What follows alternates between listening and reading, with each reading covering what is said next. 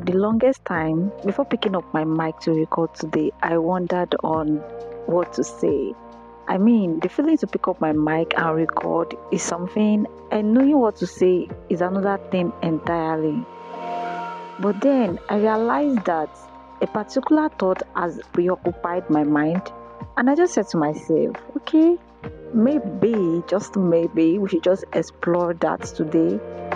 So, you know how our natural instinct is to just run when things get so uncomfortable? Yeah, exactly. It's like the moment we sense anything that is off, we want to pull back, protect ourselves, avoid the awkwardness, just leave that space. And then I realized that there's been another preoccupying thought that says, what if sometimes staying is exactly what we are supposed to do?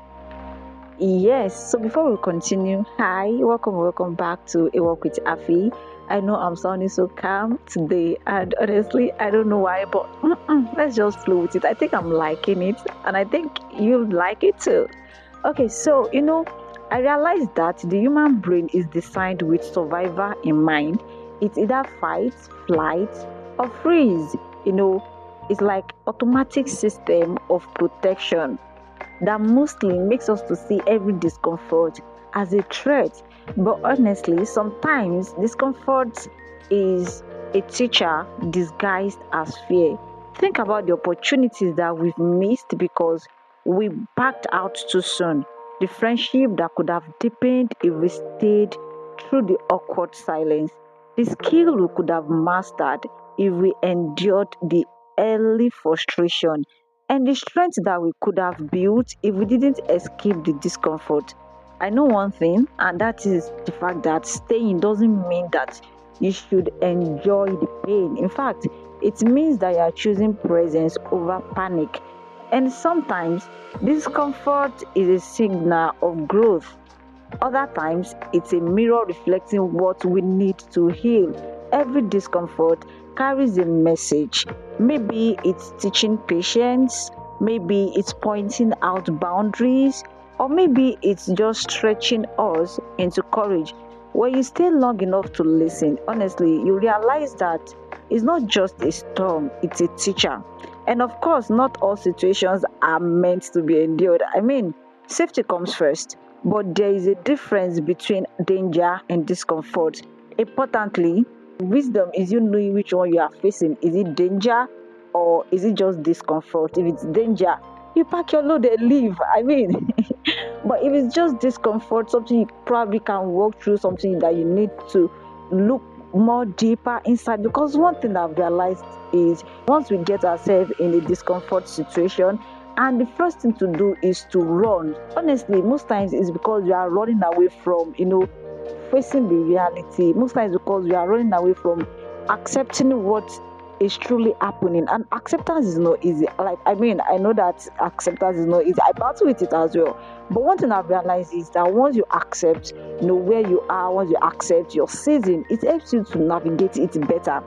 And anytime that you feel the urge to run from discomfort, please pause, honestly. Because one thing that I've realized about this is when you feel this discomfort, you need to pause, you need to breathe, and then you need to ask yourself, what is this moment really about? I know most times we jump into asking, what is this moment teaching me? But we cannot really fathom the lessons in the season if we don't really understand what the season is teaching us. I mean, what is this saying? So there was a time I was learning how to be a seamstress, and honestly, I felt so much discomfort because I had actually graduated high school, and going there, I met people that were still in the high school and they were there already and they were doing well. And most times I was always sent on meaningless errands, let me put it that way. Errands that would just make me feel like, what am I even doing here? I'm not even learning anything and all of that. And it was really a lot for me because I was also working. So it was really hard combining learning that and then working together. And I had to like strike a balance. And then, the discomfort I was feeling. At some point I felt like I should just tell my parents that, you know what, I'm done with this. I'm not doing this anymore. But then I stayed, then I studied.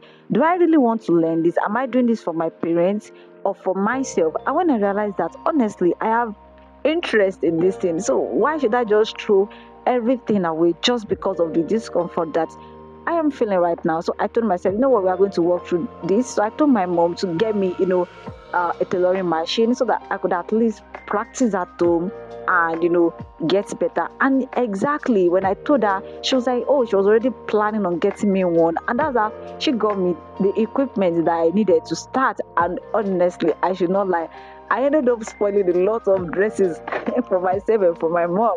But I mean, looking back now, I'm grateful that I actually took that step because I know it wasn't easy. And most times we don't even realize that that's what we are doing because it's so much easy for us to know what to pick up flight and just run. I mean, we want to stay in the face of danger, but most times that's not the answer that we need. Sometimes we just need to stay a bit longer to actually, go through what is happening. Let us have a deeper understanding of what that season is all about. Is it your season of waiting, your season of learning to relate with people? Before I used to think I didn't know my personality because sometimes I can be very, very shy. And then there were times that I would just be an extrovert. And honestly, I battled with it so much. I know it's not easy to just say, okay, this is what this season is teaching me. But I'm saying that you just have to, kind of sit with your thoughts, understand what is happening.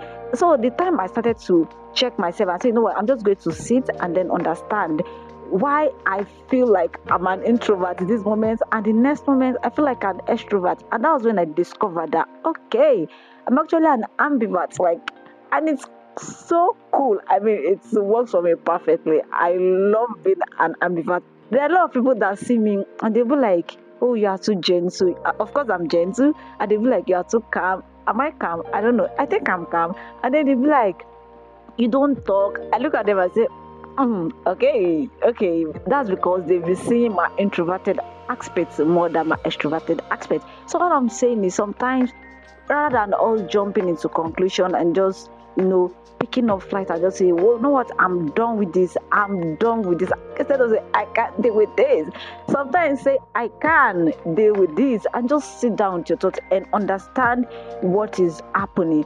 Honestly, I've seen this play out even in my friendships. So I'm going to just tell you about this particular one, and then I think that'll be the end for this episode. So there was a time I had this friend I really, really liked, but slowly we started drifting apart. I could feel the discomfort.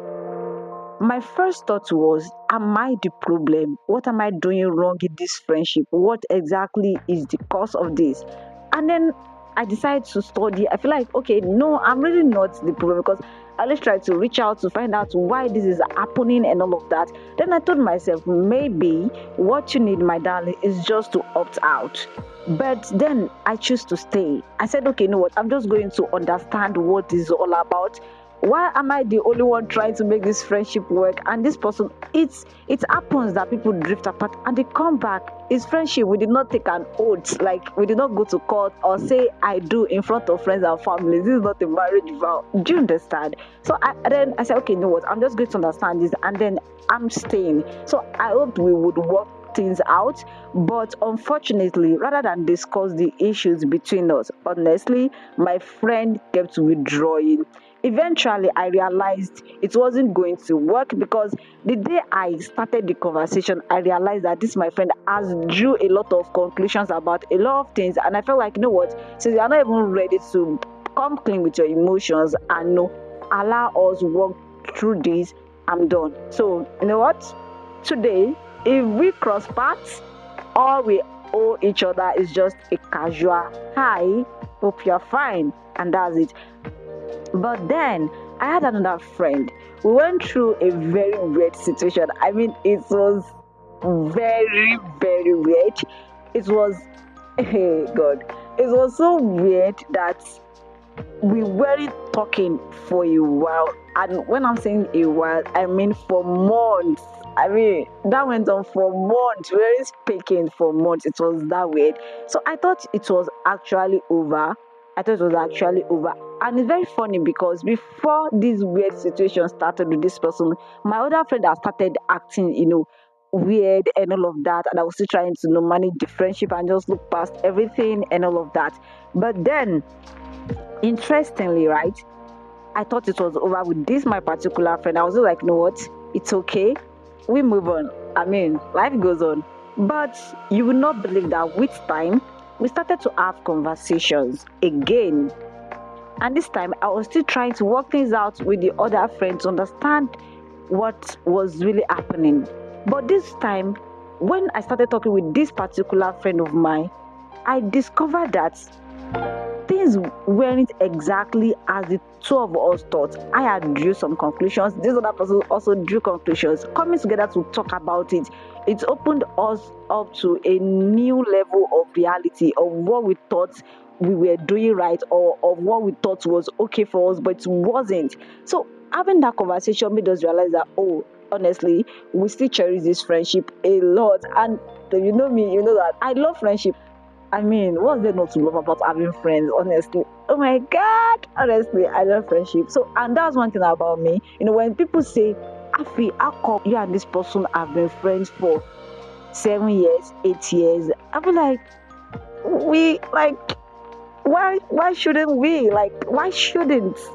And then I have people say, honestly, I don't even know. I don't think I can keep friends for this long. And that is me. I love the fact that, oh, I can look back and say this friendship has gone through a lot. I mean, it has its own ups and downs, and here we are. We're still standing strong. So, long story short, the misunderstanding with this my particular friend cleared up, and today that friendship is still flourishing. And up to now, honestly speaking, I'm not sorry. If that my other friend should come today and say, Afi, you know what, let's talk about what really happened. This was how I felt. I felt like you were doing this, or your actions and inactions made me feel this way or feel this way. I'm always ready to work things out. All I'm saying is these two experiences taught me something important, that staying with discomfort isn't always about holding on forever. Sometimes staying shows you it's time to let go, and other times staying opens the door to healing, clarity, and deeper connection. Discomfort has a way of forcing us to choose: either escape, we ignore, or we face it. And the truth is, only by facing it can we discover whether it's a door we should close or one we should walk through with courage. So, next time discomfort rises, don't be in a hurry to withdraw. Stay a little longer, listen, decipher what is happening.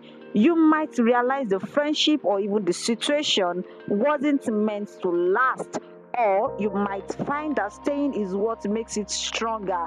Either way, you will walk away wiser. And until I see you next, please take care of yourself, keep thriving.